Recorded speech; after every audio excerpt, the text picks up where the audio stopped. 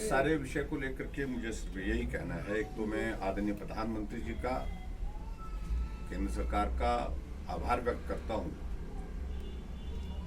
क्योंकि ऐसा अनुभव किया कि ऐसी परिस्थिति में जो पूरी विश्व की इकोनॉमी प्रभावित हुई है, और प्रधानमंत्री जी ने हमेशा इस बात के लिए प्रयास किए हैं कि विकास भी ना रुके और उसके साथ साथ हम आम आदमी का जीवन कैसे सरल कर सकते हैं, उनको कठिनाई ना हो, परेशानी ना हो, उस दृष्टि से पेट्रोल डीजल की कीमतों पर उस पर कटौती की। और मुझे इस बात की भी प्रसन्नता है कि एक आग्रह हमारे समक्ष भी इस बात के लिए था और हमने भी स्वीकार किया, और उसमें हमने हिमाचल प्रदेश में भी उस प्रकार से उसमें डीजल और पेट्रोल में जो है उसमें रेट्स वैट में जो है उसमें कटौती की है। और अब कुल मिलाकर के डीजल पर लगभग 17 रुपये का फर्क पड़ रहा है, सस्ता हो गया।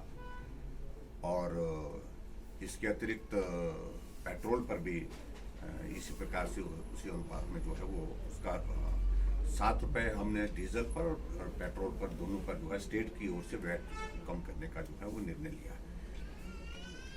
जहां तक कांग्रेस पार्टी की बात है, मुझे सिर्फ इसमें यही कहना है कि कांग्रेस वाले जो शोर डाल रहे थे अभी तक, उनको कोई नैतिक अधिकार नहीं है इन सारी बातों को कहने का। उनकी सरकार है जिन प्रदेशों में है, चाहे पंजाब है, चाहे राजस्थान है, जहां भी छत्तीसगढ़ है, 2-3 प्रदेशों में ही उनकी सरकार है, वो भी कम करें। राष्ट्रीय स्तर पर इस मुद्दे को उठाने की कोशिश की उनने इसके कारण महंगाई बढ़ रही है, लेकिन उसके बावजूद अपने राज्यों में वो जिस तरह से भारतीय जनता पार्टी और एनडीए शासित राज्यों में कदम उठाया इसको डीजल और पेट्रोल की कीमतों को कम करने के लिए, वो भी उठाई। सर अगर मैं उस सारी पर अब कुछ नहीं कहना चाहता हूँ।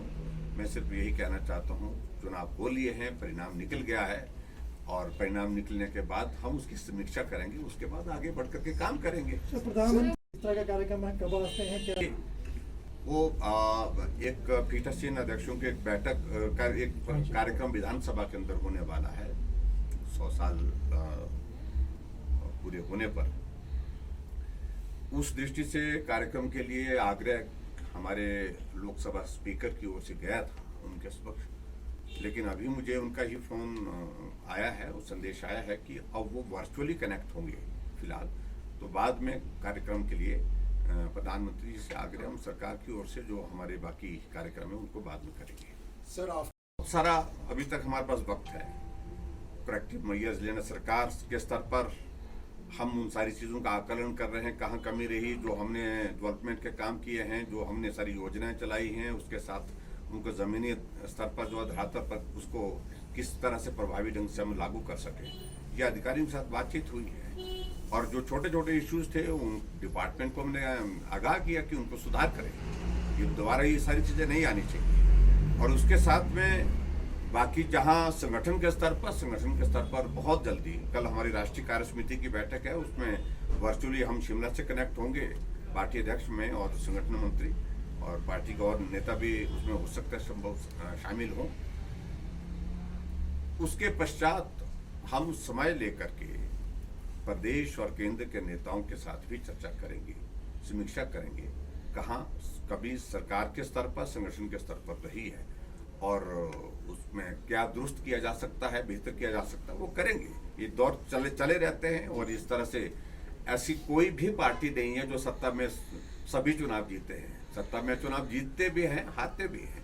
तो हमारे लिए ये मुझे लगता है कि एक संकेत उस दृष्टि से है कि हमको अलर्ट होकर के काम करना चाहिए, बेहतर काम करना चाहिए। और बेहतर काम करने के लिए हम उस दिन से हमने तय कर लिया कि बेहतर काम करने के लिए जो प्रयास किए जा सकते हैं वो करेंगे। सरकार के योजना पहुंची ऐसा भी नहीं है। देखिए, आप एक बात ही कहिए, मंडी पार्लियामेंट कॉन्स्टिट्यूंसी सबसे कम मार्जिन के साथ आ रही है आज तक के इतिहास की।